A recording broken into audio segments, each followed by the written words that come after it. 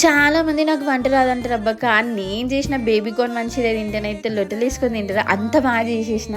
So చాలా రోజుల నుంచి క్రేవింగ్స్ ఉన్నాయి. సో బేబీ కార్న్ ఇట్లా తీసుకొని మంచిగా కట్ చేసుకున్నా, కానీ లాస్ట్లో నేను ఆనియన్ ఇంకా లెమన్ మర్చిపోయినా బిగ్ బాస్ హడావుడిలో పడి. సో పోనీలే ఏదో ఒకటి అని చెప్పి తినేసిన, కానీ మస్తు ఉండే.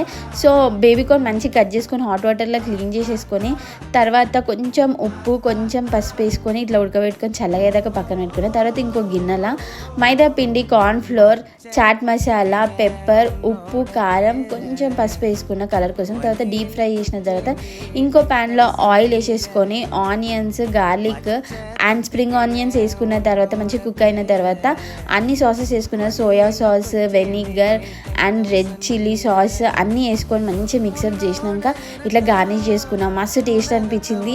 లెమన్ ఇంకా ఆనియన్ ఉంటే మస్తు ఉండేది. నా వీడియో నచ్చినట్టయితే లైక్ చేయండి, నా ఛానల్కి సబ్స్క్రైబ్ చేయండి అస్సలు మర్చిపోకండి.